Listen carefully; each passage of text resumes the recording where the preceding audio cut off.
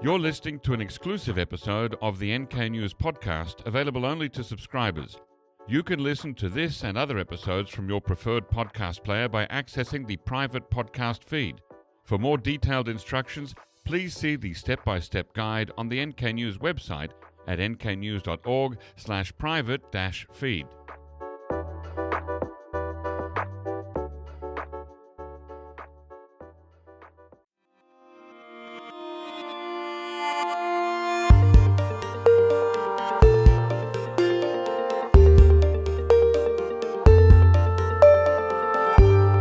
Listeners, and welcome to the NK News podcast. I'm your host, Jacko Zwetsloot, and this episode was recorded via StreamYard on Tuesday, the 25th of March, 2025.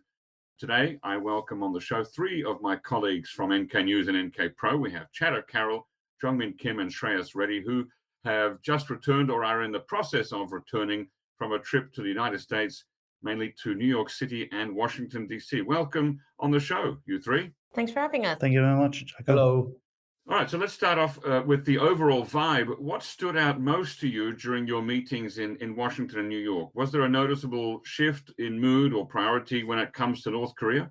Yeah, I guess I'd be happy to start on that. I guess, compared to previous trips, basically the government interlocutors we met were much more in listen mode than on any other prior trip I've done in the last 8 or 9 years.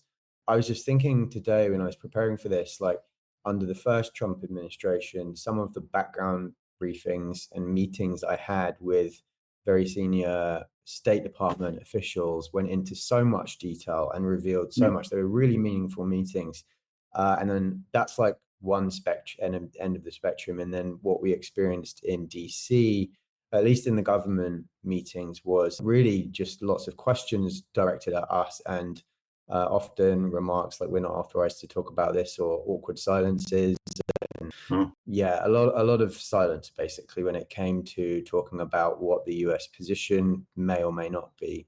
Now, some of that might be due to the fact that the policy review on North Korea, on the Korean Peninsula, has not been completed yet. So there is no official policy yet to talk about. On the other hand, and we can go into this later, DC is a land of immense fear and anxiety, I think, right now when it comes to people working under this administration, anxious about their jobs, funding cuts, all of that kind of stuff. So that might also be factoring in. Okay. Shreyas, Jongmin, anything to add on the overall vibe? Sure. Well, no, I would agree with Chad. Honestly, it definitely felt like there was a lot of uncertainty in some quarters about what to expect, what's coming next, even from the government departments themselves, and what will frankly be their own status over the next few months. And at the same time, as Chad mentioned, just a little bit of fear, a little bit of caginess. People weren't entirely willing to open up. I think perhaps where we did find a bit more willingness to engage was in the departments or units that were perhaps a little less aligned with the policy making side of things. It was where perhaps they were either on a more political spectrum where they could be a little more open in terms of taking a clear political stance regarding the current government, or where their roles were perhaps entirely analytical and thus they could afford to focus more on the nitty-gritty, the little details, rather than trying to look at the broad strokes of the policy. Okay, Jongmin? For me, mainly two things. One is everybody was so on edge, whether or not you are in the government or in the NGO field, or if you're a journalist or whatnot. It wasn't only just government or stakeholder meetings in DC and New York, but also I had a few reunion dinners with people who are still in DC. Some of them are in the government, some not.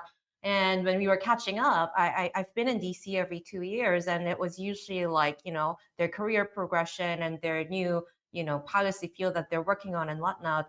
But this time around, all the conversations were, looking at LinkedIn is so depressing right now. If you're working for development, either your colleagues are fired, your boss is fired, suspended, raided. So all of this is sort of leading to the deprioritization of anything foreign policy or security. Honestly, there are some people who mainly work on that, but even for them, it looked like they didn't want to get into trouble. So a lot of, something's going on, something bad happening in America that looks irreversible. And that is sort of spilling over into whether or not people can actually really focus on policy, be it North Korea or South Korea.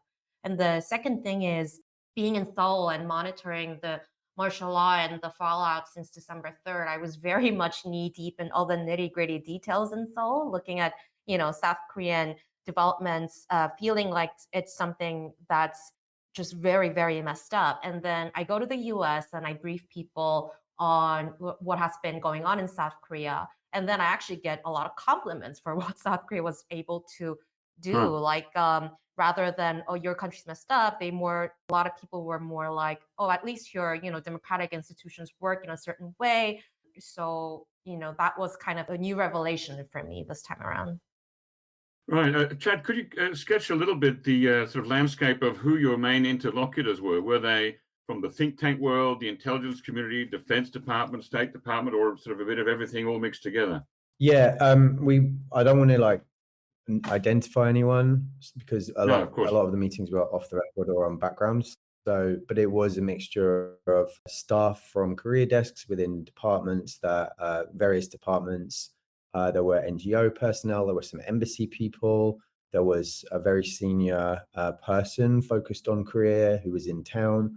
There was, there were journalists and some academics. We hosted a big happy hour last week on Thursday, which was a really diverse group of people. Maybe some 70 or 75 came from all walks of the sort of career space. And I think pretty much everyone I spoke to, was pretty worried and uncertain about the future and where things are going to go. And just to give you some maybe texture on all of this, one very senior diplomatic source I met who's not American said along the lines of, my American counterparts in government are reluctant to say anything too loudly or to articulate policies that could be seen to contradict Trump's inner circle and subsequently get them noticed by the Trump administration, fired or publicly embarrassed. And I think that kind of really hits the nail on the head, because we are seeing a very different approach in Trump version 2 to Trump version 1. And some people talked about having genuine worries about coming into the office one day and there's an email from the so-called DOGE, Department of Government Efficiency, in their inbox, basically telling them that their role has been terminated or that the funding for their project is being totally withdrawn. So there's a lot of turbulence, and I think it's going to have a pretty profound impact on this field, much more than I thought pre-trip. It's basically, you've got organizations that are well known for doing career work, like the Wilson Center, United States Institute of Peace, which are massively federally funded, and which in the last couple of weeks there's been announcements asking them to go to the legally minimum levels of staffing, which is, all of this is, I believe it's being legally challenged in some areas, but if people are basically put on furlough or they're not paid for a certain amount of time, people start looking for other options, right? And it could have quite a big shakeup on the North Korea studies field, as we're already seeing with NGOs. Yes. Okay. So apart from the anxiety about just the sustainability of organizations and people's job security, did you? Let's start, Shreyas. This question's for you first off. Did you pick up any anxiety or fatigue about North Korea as a policy issue, or was there a sense that the DPRK is climbing the policy ladder again? Well, I would say for the moment, partly because of the uncertainty and the fact that they're still trying to figure out where they stand in terms of their policy priorities.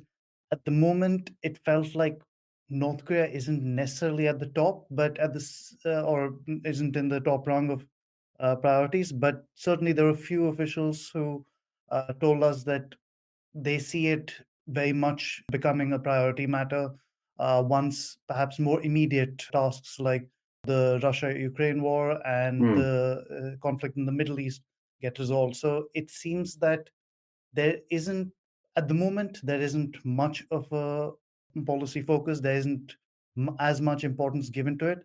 But for some people, it is something that is still in the back of their minds.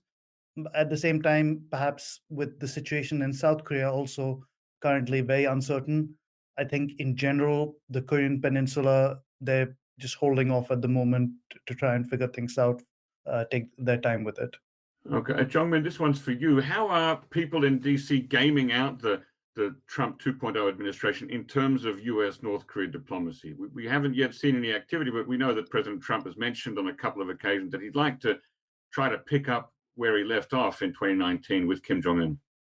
Right. The general sense that I got was that North Korea is not as deprioritized as during the Biden administration, but still it's not priority because there are a lot of like other fronts that Trump is working on. But I did get a lot of questions related to the U.S. North Korea symmetry and just dialogue in general from multiple stakeholders, but in line with what is going on in South Korea. So a lot of questions that I got throughout was whether or not Yoon will be impeached, first of all, and if that's the case, if he is impeached, who will be the next leader and what will be the next South Korean president's North Korea policy vis-a-vis Trump and Kim relationship. So it does seem like there are interests related to that, but also a lot of question marks on what kind of leverage will be able to bring Kim Jong Un actually back to the table was also one of the main questions that were asked. Chad, did you get a sense that people are expecting a return to the pageantry of the summits of 2018 and 19, or do they think that a potential Trump 2.0 talks with North Korea might take a different line, maybe more working level talks, for instance? Curious to hear the rest? Become an NK News subscriber today for access to the full episode. Head to nknews.org/join for more information. If you're already a subscriber to NK News, you can listen to full episodes from your preferred podcast player by accessing the private podcast feed. For more detailed instructions, please see the step-by-step guide on the NK News website at nknews.org/private-feed.